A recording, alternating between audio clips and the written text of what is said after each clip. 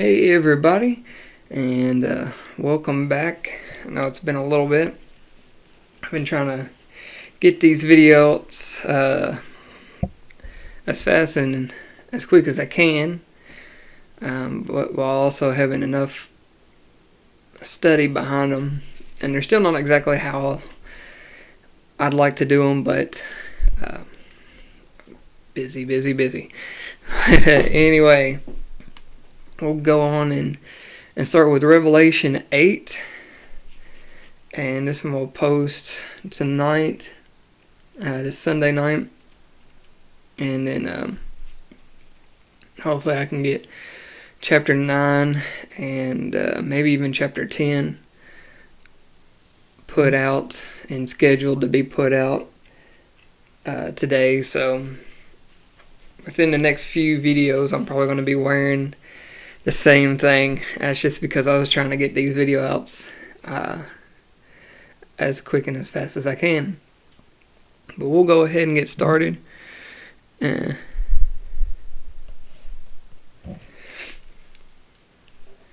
had a text message. Nobody texts me until I don't need them to text me, and then they get blown up. That's how it works. But anyway, we'll get into Revelation 8 as we continue on. We get to the trumpets. And again, we'll, like I said, blowing up text message wise. Look at Revelation, and we're doing this not really for an argumentative side, but just as a chapter by chapter Bible study, looking at Revelation through a post-trib, pre-wrath. And this is another chapter a lot of people like to use symbology on, and I tend to stay away from it. It's kind of like parables. I just tend, my rule of thumb with all throughout the Bible from Genesis to Revelation is I just take it literal until it's obvious that it's not. And so here again in Revelation 8 we get into some more symbology, but looking through it as a literal, it can still make just as much sense. So we'll let the guy read. Revelation 8. He reads better than me. And when he had opened the seventh seal, there was silence in heaven about the space of half an hour. And I saw the 7 angels which stood before God, and to them were given 7 trumpets. And another angel came and stood at the altar, having a golden censer. And there was given unto him much incense, that he should offer it with the prayers of all saints upon the golden altar which was before the throne. And the smoke of the incense which came with the prayers of the saints ascended up before God out of the angel's hand. And the angel took the censer, and filled it with fire of the altar, and cast it into the earth. And there were voices, and thunderings, and lightnings, and an earthquake. And the 7 angels which had the 7 trumpets prepared themselves to sound. I'm going to stop it right there because it helps me as a more of a visual learner to picture things.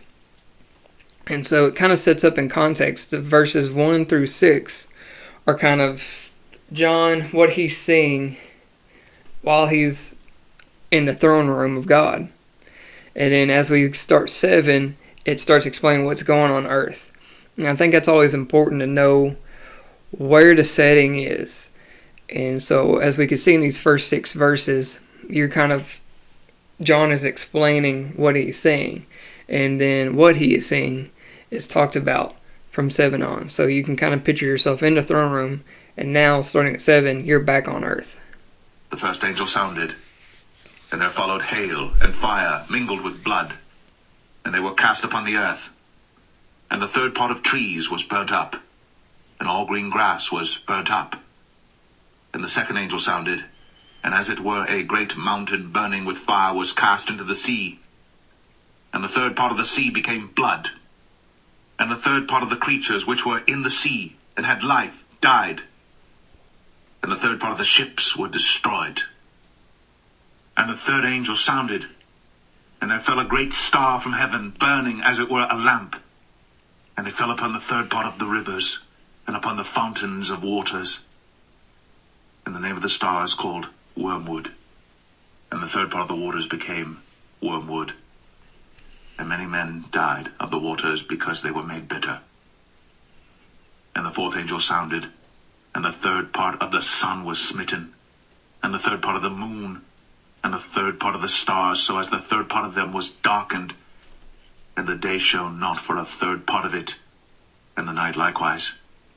And I beheld and heard an angel flying through the midst of heaven, saying with a loud voice, Woe, woe, woe to the inhabitants of the earth, by reason of the other voices of the trumpet of the three angels, which are yet to sound. Alright, so there's a lot you can get into. But again, going back up to verse 7, it just talks about a storm. And trumpet 2 so could be referenced as a volcano. Trumpet 3 in verse 10, a comet just hitting earth. And verse 12, you have the lights being dimmed, both the sun and the moon. And then in 13 is this very interesting place. And of course, this is during all the wrath stuff. All this stuff God is in control of. You know, mankind can't do a lot of these things. I mean, we could probably, when it comes to storm, we probably manipulate this weather. But when it comes to picking what size and shape and all that stuff and where, as far as I know, we can't do that yet. Probably we might be able to. We might eventually will.